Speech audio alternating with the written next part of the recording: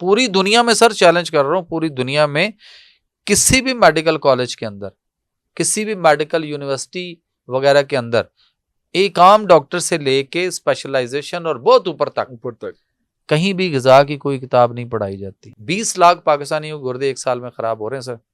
5.5 करोड़ आपके पाकिस्तान में डायबिटिक के रजिस्टर्ड पेशेंट है। 5.5 करोड़ जी, जो मंडी बना हुआ है किसी की दवाइयां बेचने की। जो इंसुलिन है किससे बनती है? आप जरा गूगल पे जाएं, वहां लिखें सोर्स ऑफ इंसुलिन, आएगा पिग।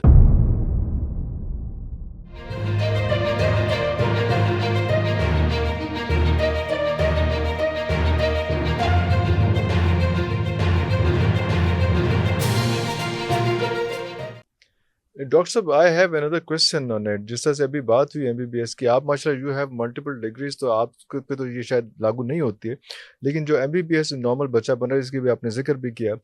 क्या एमबीबीएस करते हुए जो 5 साल लगते हैं, कभी कहीं में 4 लगते हैं, कहीं 5 साल लगते हैं, तो ये इसमें कोई ऐसी एजुकेशन होती है जो ऑल्टरनेट मेडिसिन के हवाले से हो, जिसमें ये बताया जाए कि यार ये जो है ये हर्ब से या इन चीज़ों से भी ठीक हो सकता है, आपका लाइफस्टाइल ठीक होने के बाद भी ये ठीक हो सकता है? कोई ऐसी एजुकेशन, कोई ऐसा कोर्स, कोई ऐसा सिलेबस, कोई ऐसी चीज़ होती है, ये सिर्फ ये बताया जाता है कि यार दवाई है ते है, मर्ज ते है दवाई, ते है मर्ज ते है दवाई? क्या होता है? देखें, एक होता है सर प्रॉपर्टी डीलर का क्या रोल होता है? उन्हें प्रॉपर्टी वेचनी किसी भी तरह, वो थोड़ा सका नहीं हो सकता। असी जिन्हों डॉक्टर समझते हैं वो फिर डॉक्टर नहीं है, ड्रग डीलर है। ड्रग,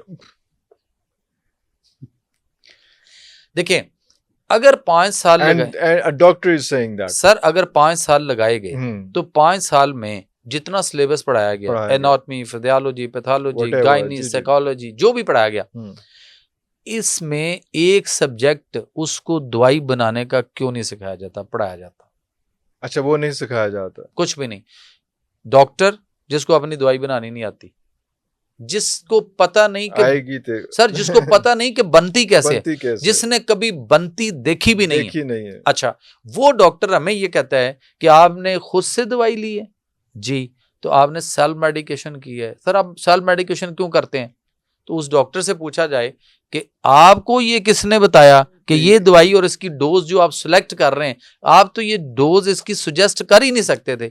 आपको किसने बताया कि ये दवाई देनी है? आपको एक मेडिकल रिप्रेजेंटेटिव आया कंपनी का, उसने आके आपको इस काम के लिए और उसने कहा कि इस काम के लिए ये दवाई, सर ये दवाई बेचनी है, आपको क्या मिलेगा? आपने ये दवाई लिखनी है। आप वो जो मे बी शायद वो FA FSC हो या BA BSc और इंग्लिश थोड़ी सी उसको अच्छी आती है, तो वो आ गया और वो आपको आके वो अपनी कहानी डाल के वो अपनी दवाई आपको बता गया और आप उसके कहने पे लिख रहे हो।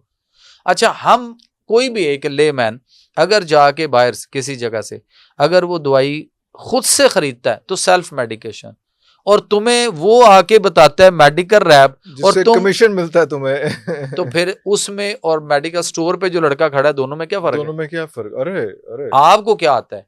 एक कि उसको नहीं पढ़ाया जाता। मैं कहता हूं अगर ठीक है, अगर आप इस तरीका इलाज को बहुत अच्छा समझते हैं, पहली बात तो ये कि मेडिकल साइंस ही नहीं है, ये मेडिकल साइंस नहीं है, ये साइंस ही नहीं, साइंटिफिक ट्रीटमेंट ही नहीं है, मैनेजमेंट है, जस्ट डंग टपाओ। आप देखें कि जो चीज इंसान को उसकी फितरत के करीब लेकर आएगी वो साइंस होगी, या जो उसकी फितरत में बिगाड़ पैदा करके थोड़ा सा और फासले पे लेके जाएगी, वो कैसे साइंस हो सकती है? नेचर, फितरत किसी भी जी शऊर की विलादत के लिए आज भी सर ऑपरेशन का तस्करा नहीं करती।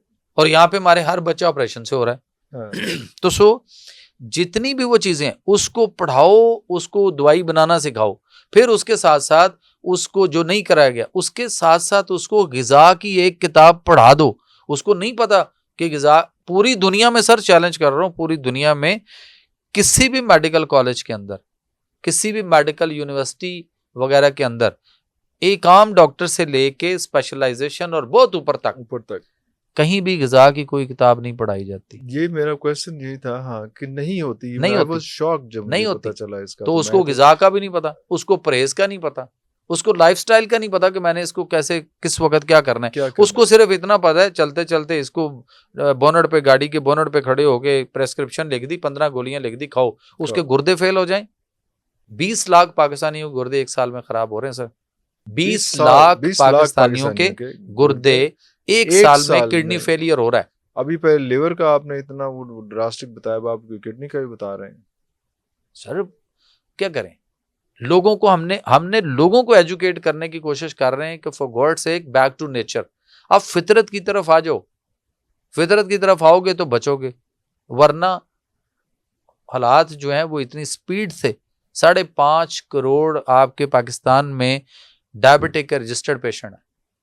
5.5 करोड़ जी, जो मंडी बना हुआ है किसी की दवाइयां बेचने की, और वो सुकून से वो उसका बिजनेस चल रहा है सर। वो देखें, और वो वर्स्ट होगा, जैसे आपने बताया कि डायबिटीज का है, उसके बाद उसने वापस नहीं आना, उसने मल्टीप्लाई सर, वो आना मल्टीप्लाई होना है, लॉट ऑफ प्रॉब्लम है, कम नहीं होनी, फिर इंसुलिन आनी है तो गोज ऑन, बिल्कुल ऐसा ही, खत्म नहीं होनी। अच्छा, और ये लाइफस्टाइल है, छुपन छुपाई, वो जिसको पंजाबी च लुकन मिट्टी कहते हैं, ये लुकन मिट्टी हो रही है कि एक मरीज का खून टेस्ट हुआ, उसके खून में 400 है, फर्ज करें शुगर आई 400, कुछ देर के बाद आपने उसको कोई गोलियां और टीका लगा दिया, उसके बाद उसकी खून में शुगर अगले 2-4 घंटे बाद टेस्ट की आ गई 150। वो इस पे खुश है। मैं उसे पूछता हूँ किस बात पे खुश है, वो कहता है जी देखिए हमारी 250 कम हो गई। मैं कहता हूँ ओके, कम हो गई। पहले खून में 400 थी, फिर 150, बीच में 250 कम हुई या गायब हो गई? That's point. अब गायब जो हुई है वो कहाँ गई कि आपकी उस दवाई ने उसको पकड़ा, कैरी किया और आपके बॉडी के डिफरेंट सेल्स के अंदर ले जाके जबरदस्ती छुपा दिया, एडजस्ट कर दिया। जैसे घर में मेहमान आ जाए तो क्या होता है, सोफे सारे साफ हो जाते हैं। हाँ, ਜਿਹੜੀਆਂ ਚੀਜ਼ਾਂ ਸਾਡੇ ਕੋਲ एक्स्ट्रा ने वो चुक के बेड दे थल्ले, सोफे दे पीछे और कोनों खुदरों में हम उनको कहीं ना कहीं टकाने इधर-उधर लगा देते हैं, बॉडी से बाहर तो नहीं गई वो आपके घर के अंदर है, तो आपकी बॉडी के अंदर ही है। मैं कहता हूँ कि अच्छा जो 250 कम हुई इस पे खुश हैं, कहते जी। मैं फिर बड़े आराम से पूछता हूँ, ये बताइए वो जो 250 कम हुई वो आपने किसी को ब्लूटूथ की है, शेयर इट कर दिया, व्हाट्सएप की है, कहाँ गई है? शॉपर में डाल के कहीं बाहर कचरे में फेंक दो, कहाँ गई? सर वो इंसुलिन रेजिस्टेंस कर रही है, वो इंसुलिन रेजिस्ट कर रही है और इंसुलिन रेजिस्टेंस हो रही है। और ये नजरिया 1960 में डॉक्टर जेरार्ड, एक डॉक्टर जेरी हैं, उसने उस वक्त दिया था जब इंसुलिन बनने जा रही थी। बनती किससे है? शुगर से। जो इंसुलिन है किससे बनती है? आप जरा गूगल पे जाएं, वहां लिखें सोर्स ऑफ इंसुलिन, आएगा पिग, पोर्क, जिसको अल्लाह ने कुरान में 4 जगहों पे फरमाया तुम पर हराम की हैं, मुर्दार, खून, सुवर और वो चीजें जिन पे तुम गैर अल्लाह का नाम लेकर ज़िबा करते हो। तो सुवर, उसके पोर्क से, उसके पैंक्रियास से जो इंसुलिन बन रही है उसको निकाल कर आप इंसानों को लगा रहे हैं और सब लोग मुतमईन है यहाँ पे। सर बड़े आराम से मुतमईन है। मुझे ये बताइए, मेरे इन कपड़ों पे, आपके कपड़ों पे नापाकी के छींटे पड़े तो नमाज होती है? नहीं होती। और दूसरी साइड पे ये बात मैंने मस्जिद नबवी के इमाम है सैयद दयाद अल शुक्री, उनके साथ भी मैंने की थी मस्जिद नबवी में, उनके घर बैठ के। वो इंसुलिन लगाते थे तो मैंने उनको प्रूव कर दिया सर कि अगर मेरे कपड़ों पे नापाकी के छींटे हो तो नमाज हो सकती है? नहीं होती ना। नहीं होती। तो आपके पड़े होगी तो नहीं होती। आप हज पे हैं, आप उम्रे पे हैं, आप इत्तिकाफ पे हैं, आप मस्जिद नबवी में, आप कहीं दुनिया के कोने में हैं और आप डेली इंसुलिन लगा रहे हैं और फिर हम कहते हैं कि अल्लाह हमारी दुआएं कबूल नहीं कर रहा। सूरा बकरा की एक आयत है, उसमें नबी करीम सल्लल्लाहु अलैहि वसल्लम के सामने वो आयत जो थी हज़रत अब्बास रज़ियल्लाहु तआला अन्हु ने तलावत फरमाई। तो आप सल्लम जो है उसकी तफसीर वजाहत बयान फरमा रहे थे साहबा को। तो हज़रत साद बिन नबी वक़ास साहबी रसूल खड़े हुए और अर्ज़ की, या रसूल सल्लम आप मेरे लिए दुआ फरमाएं कि मैं मुस्तजाबो दावा हो जाऊं, यानी मेरी हर दुआ कबूल हुआ करे। तो आप सल्लम ने कुलिया अता फरमा दिया। 1500 साल पहले जो आज मेरे और आप पे भी फिट होता है और हमारे बाद आने वाले क़यामत तक लोगों के लिए फिट है। आपने फरमाया साद बिन नबी वकास अपनी अपनी खुराक को पाक कर लो, अल्लाह अकबर, मुस्तजाबु दावा हो जाओगे। फिर आपने फरमाया कसम है उस रब्बे जुल जलाल की जिसके कब्जा कुदरत में मुझ मोहम्मद समेत आप सब की जान है।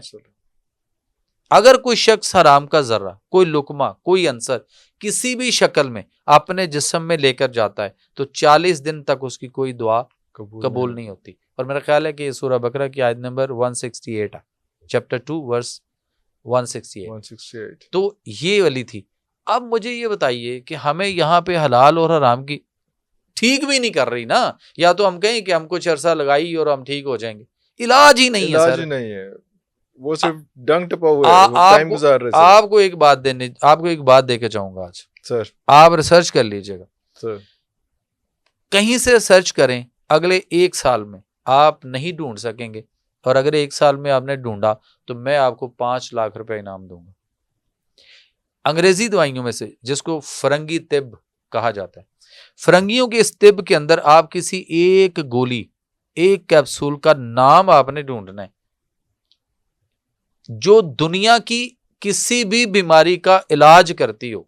एक दवाई का नाम ढूंढ लें, मैं आपको 5 लाख रुपए। आपने 2 दवाइयों के नाम ढूंढे, 10 लाख रुपए। नहीं तो ये दवाइयां फिर क्या कर रही होती हैं? मैनेजमेंट कर रही होती हैं, इलाज नहीं कर रही। ट्रीटमेंट तो है ही नहीं, एलोपैथी में तो ट्रीटमेंट कोई भी नहीं है।